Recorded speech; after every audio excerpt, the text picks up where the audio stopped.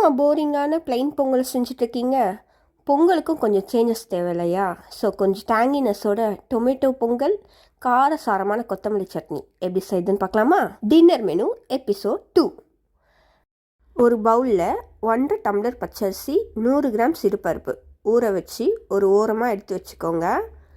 இதுக்கு நான் 4 பழுத்த தக்காளி எடுத்திருக்கேன். அதை சின்ன சின்னதாக கட் பண்ணி ஒரு மிக்சி ஜாரில் ஆட் பண்ணி அதை நல்லா பேஸ்ட்டு மாதிரி அரைச்சி ஒரு ஓரமாக எடுத்து வச்சுக்கோங்க.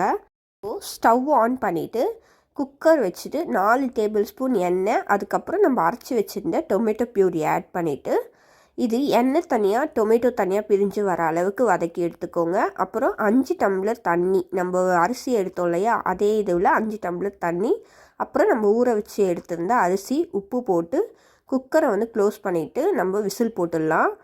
இப்போ இது விசில் வர்றதுக்குள்ளே நம்ம கொத்தமல்லி சட்னிக்கு ரெடி பண்ணிக்கலாம். ஒரு பேனில் கொஞ்சோண்டு எண்ணெய் விட்டுட்டு 3 பச்சை மிளகா, 2 பத்து தேங்காய், 50 கிராம் உடச்சக்கல்லையை போட்டு நல்லா ரோஸ்ட் பண்ணிவிட்டு ஒரு பிளேட்டில் சேஞ்ச் பண்ணிக்கலாம்.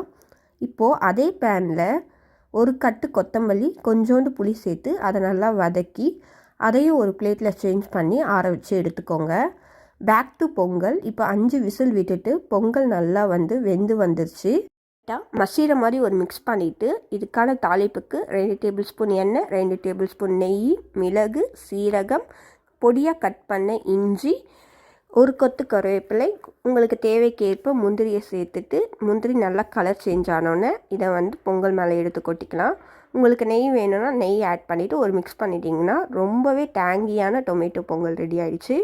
கொத்தமல்லி சட்னிக்கு ரெடி பண்ண எல்லாத்தையும் ஒரு மிக்சி ஜாரில் சேர்த்துட்டு கொஞ்சோண்டு உப்பு போட்டு நல்லா பேஸ்ட் மாதிரி அரைச்சி எடுத்துக்கோங்க. அப்புறம் தேவையான அளவு தண்ணி ஊற்றிட்டு அதுக்கப்புறம் ஆஸ் யூஷுவல் தாளிப்பு போட்டு ரெடி பண்ணால் காரசாரமான கொத்தமல்லி சட்னி ரெடி ஆகிடுச்சு. கண்டிப்பாக இந்த மெனுவை நீங்கள் ட்ரை பண்ணி பார்த்துட்டு எப்படி இருக்குன்னு சொல்லிட்டு கமெண்ட் செக்ஷனில் சொல்லுங்கள். தேங்க்யூ.